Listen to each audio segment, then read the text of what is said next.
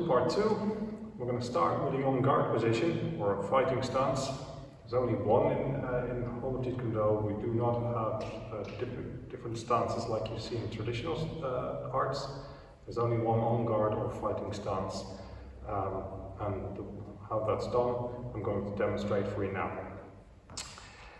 Now, it may look a little bit different for each person. That's all depending on how you're built. Some people have longer legs than others. So it is not an exact science in the sense that you have to put a tape measure along and you have to be exactly such and such. It has to be comfortable, it's got to be functional, and by all means fitting your personal structure. For the most part, although there are a couple of different guidelines that you can follow. The first one is that's the length of the stance, and it's basically taking a large step forward, as if similar in size if you were walking fast to try and make a bus that you're late for, perhaps, or training. So your step become a bit bigger. So step forward, and if you had to judge the distance, it's probably about 1.5 times shoulder width. Now, I'm also still shoulder width with my feet.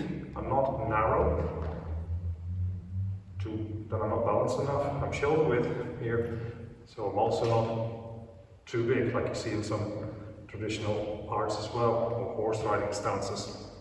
That is too stable. Then I lose, while I gain stability, I lose my mobility, and that is the key part that we want to retain, and that's our mobility. So, shoulder width, like that.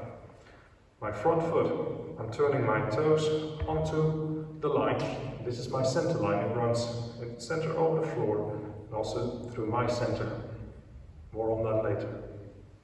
My rear heel turns in, and is also on the line. So, as you can see, my lead toes are in line with my rear heel.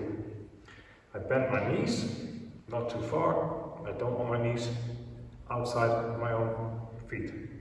It's got to be comfortable. I'm going to raise my rear heel slightly. It doesn't have to be up too far, just a little up. This gives me a little bit of springiness.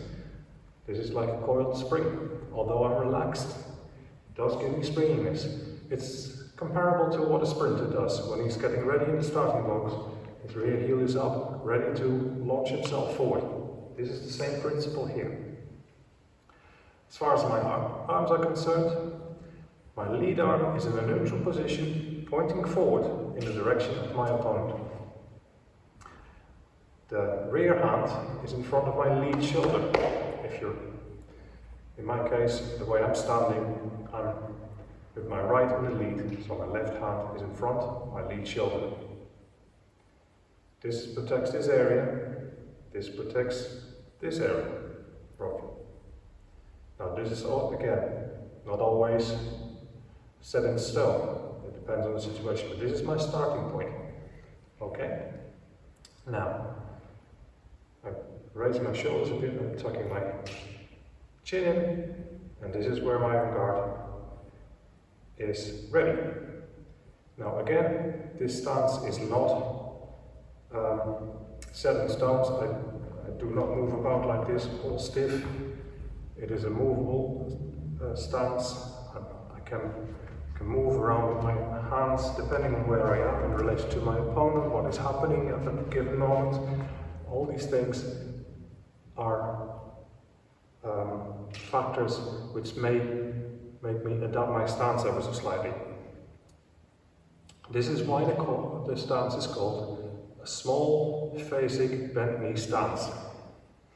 Bent knees, phasic is the opposite of static, so I'm moving, and obviously I'm in stance.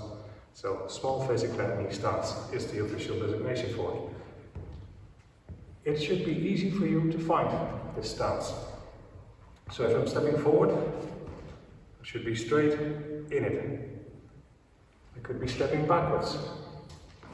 Should be straight in it. I could be stepping, an attack is coming from this side, from my right, I should be able to find it here.